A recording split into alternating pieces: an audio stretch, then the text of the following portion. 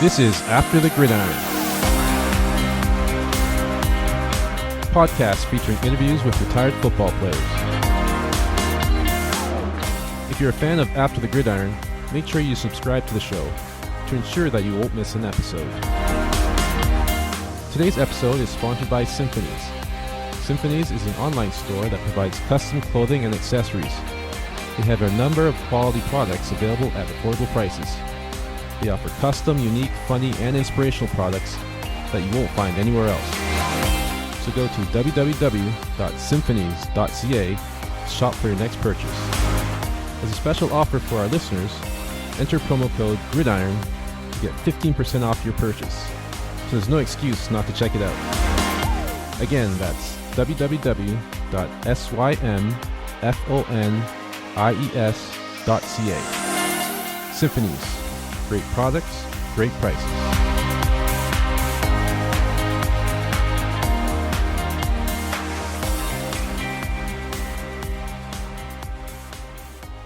Hello, everyone, and welcome to the show.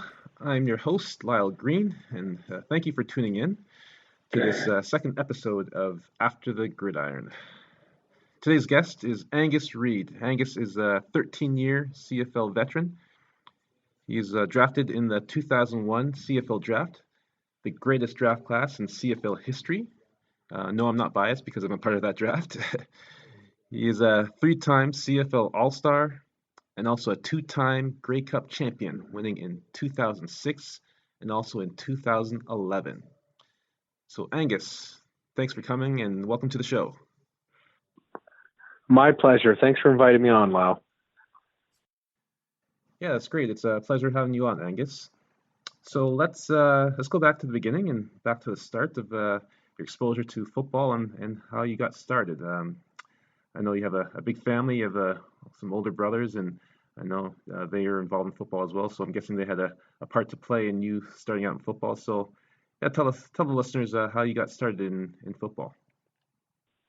Sure. Well, I'm one of six kids. I'm the youngest of five boys. So grew up with four older brothers. I was fortunate that they were my heroes, so it was a great way to grow up. And everyone played sports in my household. So my upbringing was literally just following my brothers around from their games and tournaments. They were all, 5 and 6 years older than I was, so I was really their little brother. And all I knew was soccer tournaments, basketball tournaments, football games, and it really was a great way to grow up. So sports was my life from a very young age, long before I even started playing it. And, football was one of those sports, and I loved all sports. So I played them all, but I didn't actually get into football, I didn't actually play football till the 11th grade. And some of that was, kind of, I guess, fate and luck. I got really sick in my first year of high school. Really sick. My appendix exploded, and I didn't tell anybody for 6 days because I'm stubborn and stupid and thought I had a stomach ache that was just really bad. Didn't want to get laughed at by my brothers for having a stomach ache. And so anyways, it was a really long story, but ended up missing a good chunk of my freshman year in high school in the hospital and really sick. And it took me a long time to physically recover and I think emotionally recover and gain confidence back. I came back, really, really kind of weak for that whole year. And then, your confidence loses or leaves you, and you've missed a whole year of sports and growing up, and now you don't really know where you fit in. So, my 9th grade, my 10th grade, I didn't play any sports. I loved them dearly. I loved to watch them, be around them, but I just kind of lost confidence in myself to participate. I know that sounds kind of crazy for someone that ended up playing 13 years professional, but there really wasn't any sports in my existence. And then the 11th grade, football found me again, or came, shall I say, invited me out. My coach came out kind of recruiting like they do and invited me to come play. And I went out and, found the guts to try out for the team or go out for the team. And that's how it all started for real. That was when I really started playing football, the 11th grade. Yeah, guys tend to start at different times and they'll begin football at different ages. For me, I didn't start football till high school, so it's something I kind of learned as I got older. But guys start at different times. Some are Pop Warner, some are like us start at an older age, but it's not something that not a sport that you have to play when you're super young. I guess it helps if you do, but you don't have to. You can pick it up at a later age and learn all the skills that are needed for football at a later time. So Well, because I didn't start till the 11th grade, and quite honestly, I wasn't a instant star, shall we say. I took the long road. I wasn't anything special as an athlete. I wasn't super big and super strong. I was very, very normal. And so the 11th grade, I didn't really play at all. I had to learn the sport and find my way. And I finally got onto the field, I think, the second last game of the season, really worked my way up and took the long road. So by the 12th grade, as you know, and people that follow football know, the big blue chip recruits are already well known, and a lot of them are already either committed to big schools in the U.S. or at least heavy on the radar. And you already have a relationship with the whole recruiting process. Well, I was a complete unknown that was on nobody's radar because I was so late to the game, and I wasn't anything special in my junior year at all. I mean, I literally didn't get on the field till the second last game of the season. And even then I was just sort of finding my way. So my grade 12 year, I became a pretty good player, for BC high school football standards. I still wasn't elite or the best or anything, but I was pretty good. And, so the local schools showed interest, and Simon Fraser was really one of the only schools that expressed enough interest that they wanted to offer me a scholarship. And so that's where I went. And on one hand, it was a comforting move because all my brothers had gone there and two of them had played football there. So I knew the school from a physical standpoint. I knew the campus, and I knew the program from my upbringing of cheering on my brothers there. So it was a really comforting move, but it was also really the only decision, the only option I had where there was any type of, financial assistance or extended interest from a program for me to go there. So that's where I went. And did you get to play with any of your brothers? Were any of them there at the same time that you were there? I missed my brother Bruce finished in 92 and I came in 94. So there was a 1 year gap between. So that's always, it would have been great, but I never got to play with my brothers at the university level. Just got to cheer them on, and then they got to cheer me on later. So after college and going on to the CFL, as I mentioned in the intro, you're a first-round pick, fourth pick in the draft, so a very high pick and very qualified player to going into the CFL. So how was it going into the CFL? It must have been a smooth and easy transition for you, wasn't it? No, and to back up even a moment, it wasn't even smooth getting to that point. You get to university, and then that's probably where I'd say I started to sharpen my focus on what I wanted to do with this sport. You're playing in high school because you want to make friends and you want to do something that's fun, and then you the kind of bug hits you and you really like it, and then you start shaping your life around it. You start working out, eating a little bit better, and then you want to get to university and keep moving forward. And you get there, and then when you get to university, it's kind of like, okay, this is pretty serious now. What do you want to do with this? And I think that's where I first kind of thought, let's give it a shot. Like, I want to go see how far I can go and become a pro. And my first year I was a redshirt. I didn't play. I realized very quickly I became a pretty good player for high school standards, but when you make that next move, again, I was absolutely nothing special. So I was a redshirt that needed to get bigger and stronger and get more savvy in the game. I hadn't played football very much. And so you spend that year doing what you can to put on weight. And then my second year I played a little bit, which would be my red shirt freshman year. And then I got really sick again. My stomach went crazy.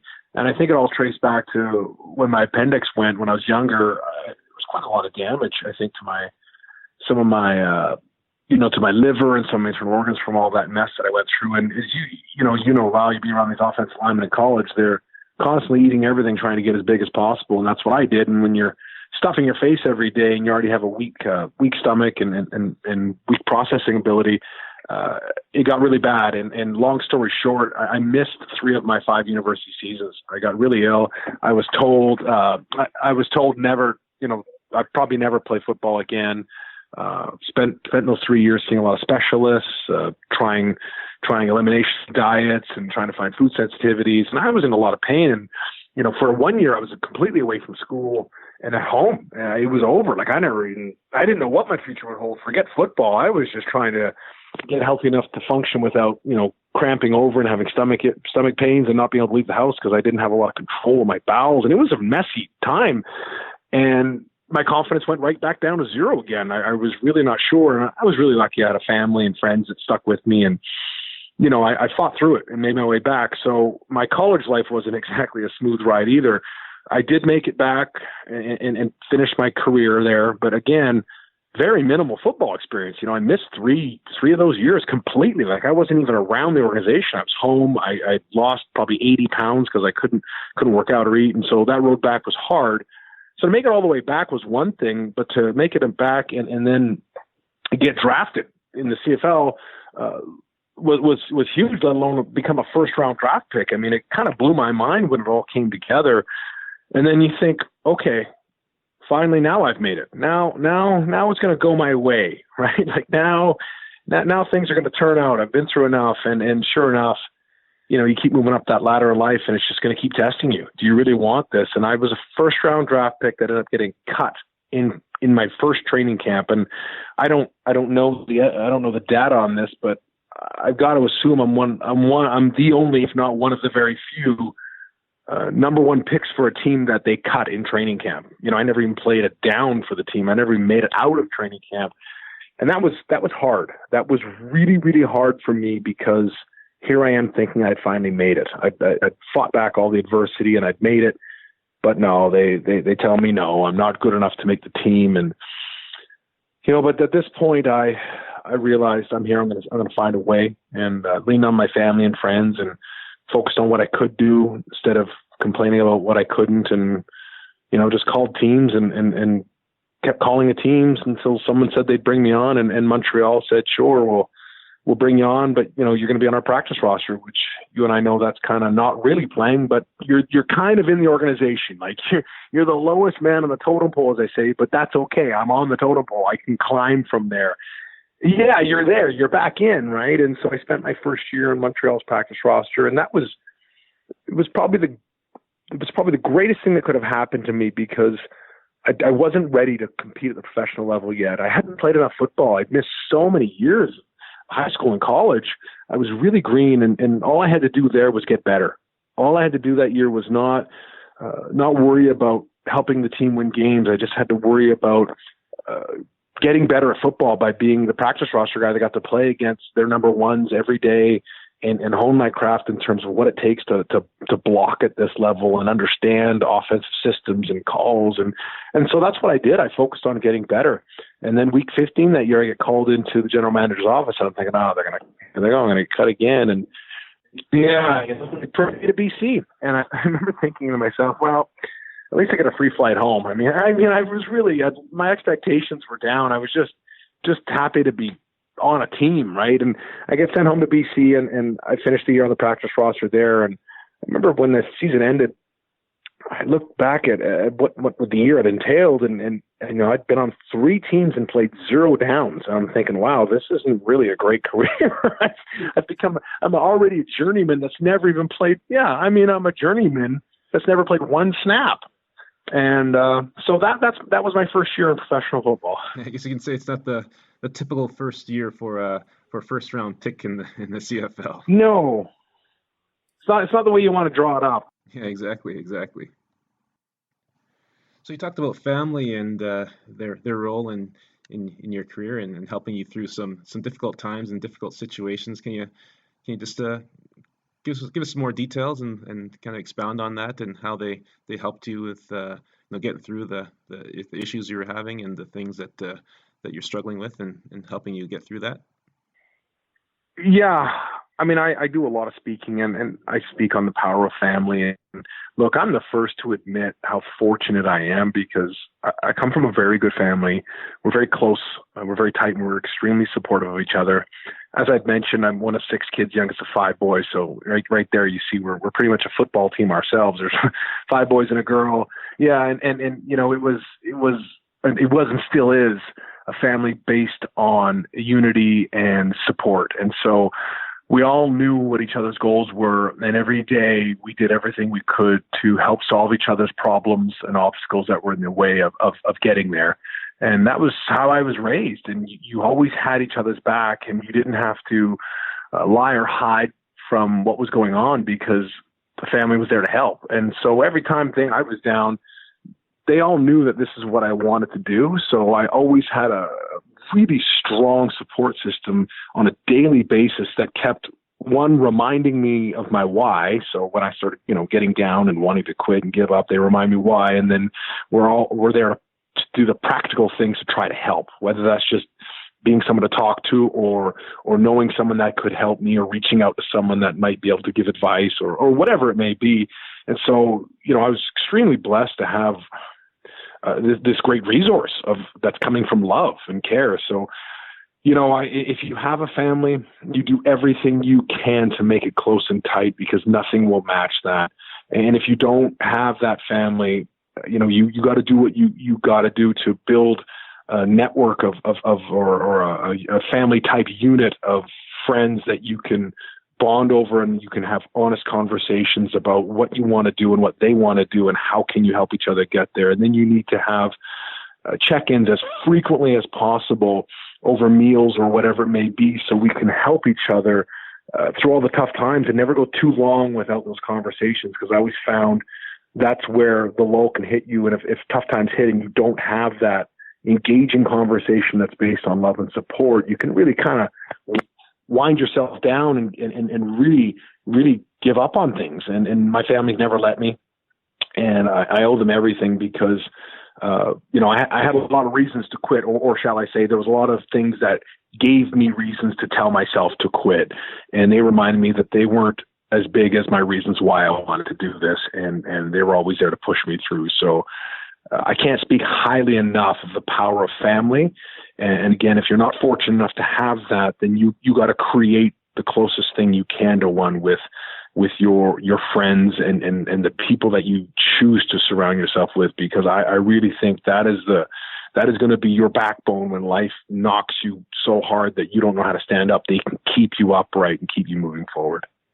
Yeah, I totally agree with you. It's very important, having the support and having that your family and friends that love you and care for you, having them there to help you through the tough times and the tough situations. Because as you said, life can throw some crazy things at you, and there's definitely going to be some adversity in your life. So you have to, having that family there to support you and to be there for you and to tell you to keep going and to persevere and to fight through it is definitely very, very important, and definitely makes a difference, and definitely helpful to each of us who have that support and that group of people that love us there for us.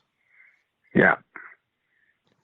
So you mentioned you had that desire to make it to the pro level. When did that desire initiate? Was that something that you always wanted as a kid, or was it in college, as you mentioned, that you discovered or you developed that desire, or is it something that came later on?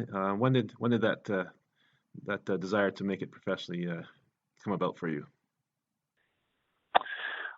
I think it probably grew the same way most people's goals grow. I think it started as a fun thing that I like to be around. As I said, growing up, I watched my brothers play all kinds of sports. So sports was very natural to me. It was comforting to me to be either in a gym or on a soccer field or a football field. It was always at home because it's how I was raised. And then, natural selection and physical ability weeds the sports down to ones that probably work best for you, where you're probably going to have an opportunity, which they'll probably end up being the ones you enjoy the most because you have the best opportunity to do well in. And football became, the one that was best suited for what I had to offer. And so, you at the high school level, you do it because you want to enjoy life. You want to make good friends. You want to challenge yourself, and you want to keep moving forward in life. And you give yourself this outlet that's going to shield you from making a lot of bad choices and doing silly things, because you got football and it kind of organizes your life. And then you get to university, and I think that's kind of where it became more of a goal. It sharpened my focus on what I wanted to do. And then I really framed my life around this becoming my priority. And that's when I got really sick. It tested that belief. And I think it's important not to get sick like I got, but I think you need to have those tests to challenge yourself. Is this just something I like to do, or is this a real mission? Is this a real goal? Because if it is, you'll fight back that test. If not, you'll crumble and you'll give up. It means you probably didn't want it that much. It was a nice thought. And I was fortunate, I think, to have that really severe test in college where I was given every reason to quit on this, and I didn't, which I think validated that this was what I'm going to do. And it proved to myself that this was more important than having excuses to not do it. To get it done meant something, and it meant that I could achieve what I chose to do, and I wasn't willing to accept what life was trying to give me. I was going to go do what I wanted to do with my time here, and I was going to, beat back the obstacles and prove that I can. And so I'd say university and going through that adversity with my health sharpened my focus and proved to me that this is what I'm going to do, and I'm going to get it done. Yeah, I think the obstacles we encounter are kind of crucial and shape our desires and what we want to do, and helps us to focus on what's important to us. And once we face those things and kind of determine what we want to do, it forces us to into the path of if this is what we want to do, then this is what's going to be required to achieve our goal and to make it happen. So those obstacles, those things that come up in life are kind of crucial in achieving the goals that we set out for ourselves.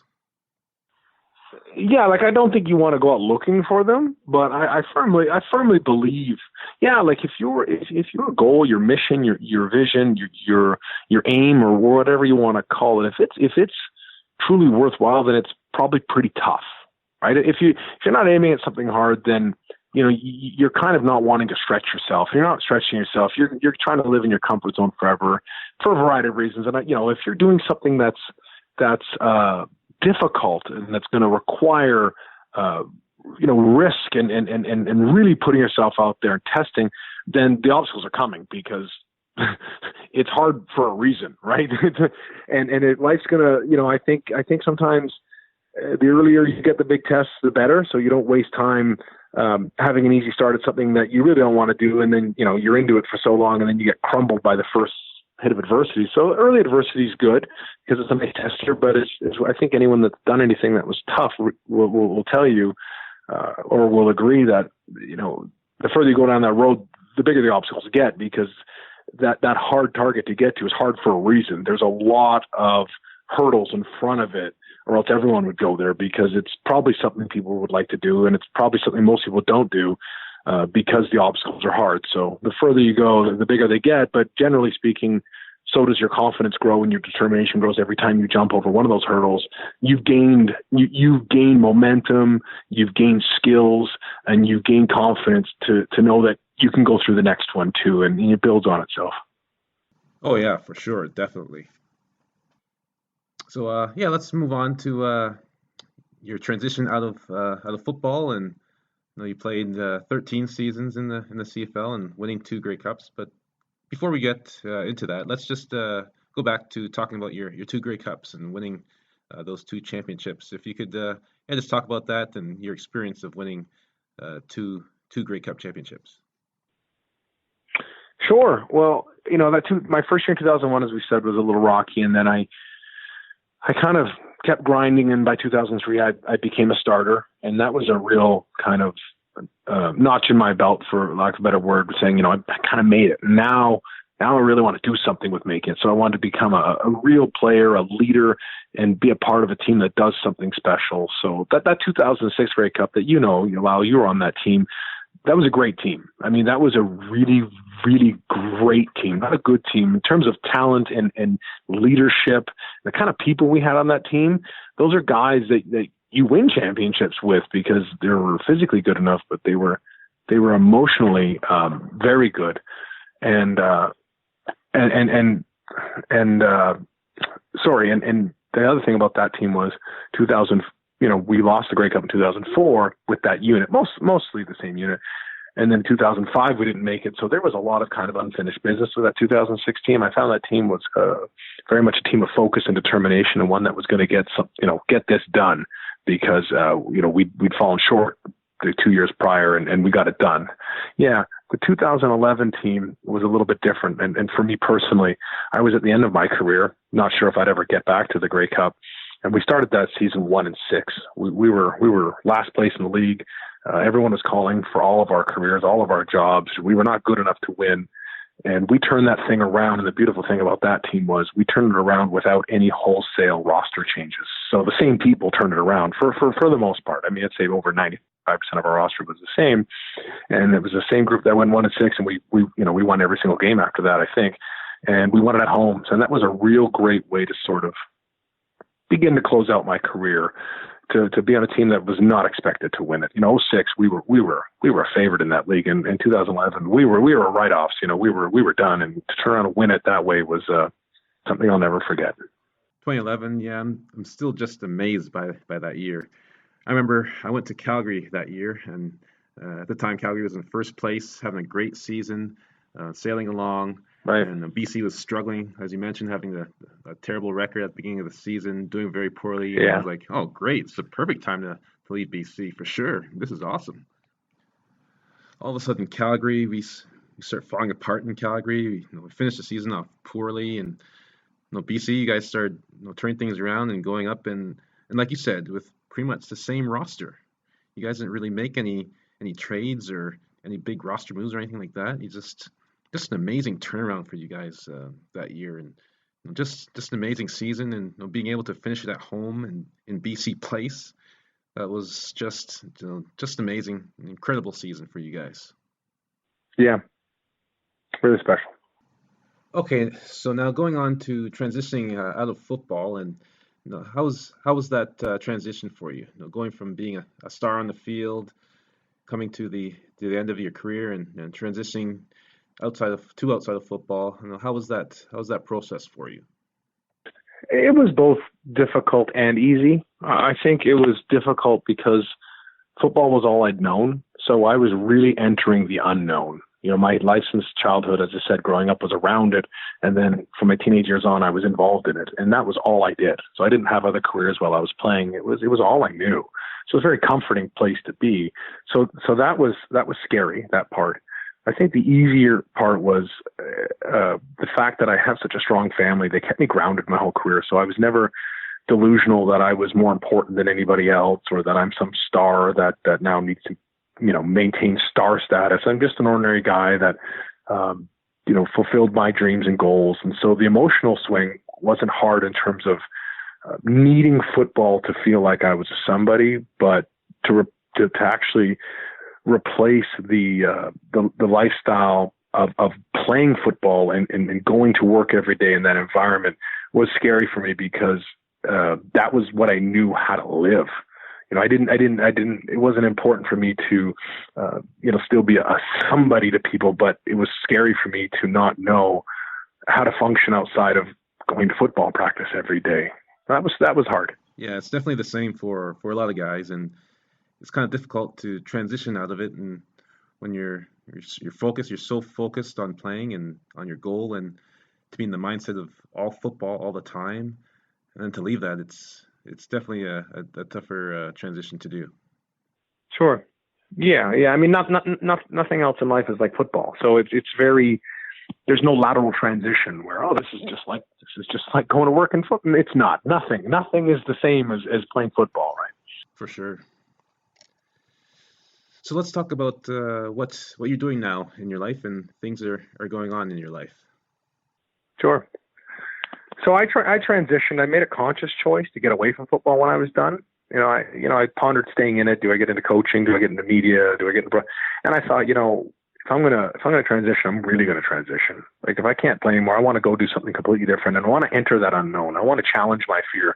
I want to challenge that fear of not sure if I can make it outside of this world. So let's go and find out. And I entered the business world, and I wanted to do something where I could learn business and build client base that I could have some sort of some sort of say over where you and I know in football, you have no say over your job security. I wanted to build something that I could have some control. So I got into the commercial insurance space.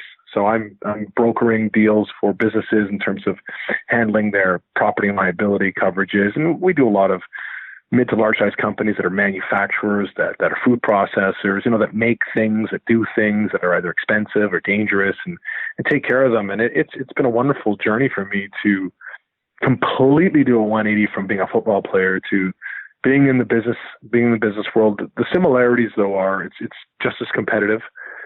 You got to try to win. You want to prepare for your game. I don't want to use the word opponent, but you're preparing for what it's going to take to win. I still have a team around me. We come up with strategies, and we practice and go out and play that game and try to win. And if you win, you celebrate. If you lose, you break down the film per se, and you figure out what you could do better. So, there's a lot of parallels there. I think the difference, obviously, is you don't have to get surgeries at the end of every year, hopefully, and the body holds up, and it's repeatable, and you can do it for longer. So it's different, but there's always similarities in anything that's competitive in this world. Yeah, for sure, definitely. You've also written a book and become an author. Can you talk about that? Yeah. Well, yeah, and as much as I transitioned out of football, anyone that's played for a long time realizes there's a lot there. And I still do a lot of speaking, whether it be to companies or teams or schools, about, what it takes to win, and leadership and team culture and building trust amongst people, all the things that we have to do in football to win. And, I realized I was speaking a lot about lessons learned from my positional coach, Dan Durazio. And it kind of hit me maybe a year ago that there's so much here that there's probably a book, all the lessons that I could share that I was fortunate enough to learn. And you got to remember, I had the same positional coach for 11 straight years, which I think is completely I don't know if anyone can say that really. I mean, turnover in football, as we all know, is fast and furious. I had the same guy for 11 years. And, I realize now that I've transitioned out that everything he taught me on the field, I'm using in real world. It's communication, it's dealing with adversity, it's preparing for things, it's handling setbacks, and how to measure success and failure, and all the things that are universal. And so I wrote a book, and it was just something I thought was needed to be done. And the purpose of the book was threefold. It was to thank him, I think, by extension, thank all coaches on behalf of all players for what they do to help impact and change people's lives through sport. And I think 3, to remind the coaches again of that impact. So, you might think you're coaching kids on how to win a game, but you're really preparing them how to win life. And there's bigger lessons to be taught than just the techniques on the field or the court. And there's a lot more at stake than just the game this weekend. These are young people that are listening to every word, and you have influence and say and sway over them. And it's a reminder that use that platform to help impact them on a positive way that'll affect the rest of their life, because it can be done. I think there's a lot of people that echo what I'm saying there. And so why not do it? Why not do that as a coach? Why not change lives more than just change a player? Coaches definitely have a huge impact on kids' lives. And I've been fortunate to have some great coaches coming up as well. And Dan is definitely a one-of-a-kind coach, and a great guy and a great man. And I'm excited to read this book for sure. To see all the notes and stuff that you have in there, and I'm sure it's going to be a great read, and something that everyone should definitely go out and purchase. It's going to be a great read for sure, and you definitely won't be disappointed in picking up this book. Yeah, no, thanks. And if anybody wants it, the easiest way to get it is through Amazon. If you go to Amazon.ca or Amazon.com, you can get it there. I'm around at a lot of events locally, signing books and doing some kind of fundraising for various teams and sports organizations. So I'm always around. You can get a hold of me. My personal website is angusreed64.com. All my speaking events, and you'll be able to contact, you can buy the book through there, through direct links, and anything else you need. I just want to give back and help and share all the great things that I was fortunate enough to learn in this sport, and from all the great people that are part of it. And when you learn so much and get given so much, I think it's your duty to share it and give as much of it back as you can. Yeah, definitely.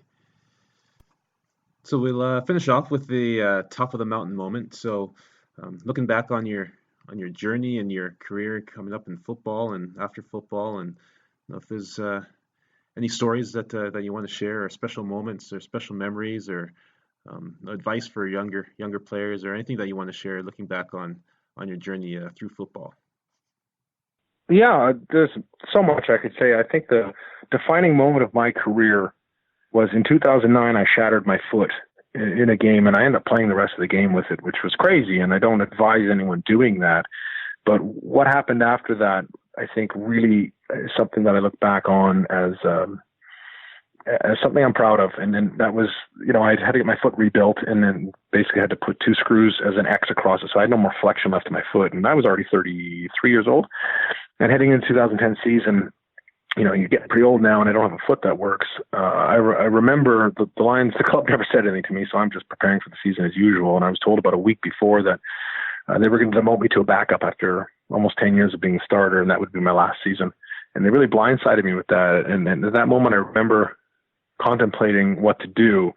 And obviously, your knee-jerk reaction is to complain and feel sorry for yourself and get angry and mad, and how could they do this to you? And I remember leaning to my family. We paused, didn't get emotional, and discussed it, and made a decision that I will accept, and I will be the best backup, mentor, leader in the locker room I can be, and give everything I can to still improve my skills, even though I'd been told that I'd be done. I was going to maximize every moment at practice and work on everything. And my moment came, and there was a couple injuries that season, and I got back in, and I regained my starting spot in 2010. And then obviously in 2011, we won the Grey Cup. I was a CFL All-Star that season. In 2012, I was an All-Star again. And so to me, it was a great testament of taking the high road when something happens that you didn't want to happen, and you might not think you deserve to happen, but you just work on what you can work on to keep improving yourself, and you'll have an opportunity again. And you don't whine, you don't complain, you don't go to the media, you don't go on social media, and you don't complain about what's happened to you in life. You focus on what can you do that actually matters. And I did that, and I'm very proud of that. And I think that's a lesson worth sharing. That's great. Thank you, Angus. Appreciate that. Yeah. So that's it for the show. I just want to, again, say thank you for coming on today, Angus. I appreciate you spending your time with us today. And once more, if you could share your contact info with us, and if someone wants to get a hold of you, where can they reach you at? Sure. Yeah. My website is angusreed64.com. You can follow me on Twitter at AngusReed64. I'm on Instagram, Angus_Reed64. Awesome. That's great. Yeah. Okay. Okay, great. Thanks, Angus. Thank you, Lyle. And yeah, we'll talk again soon. You got it. Take care, my friend.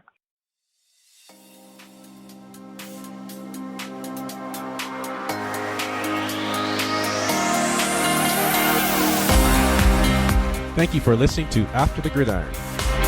If you're a fan of the show, please make sure you subscribe to the show and also leave a rating and review.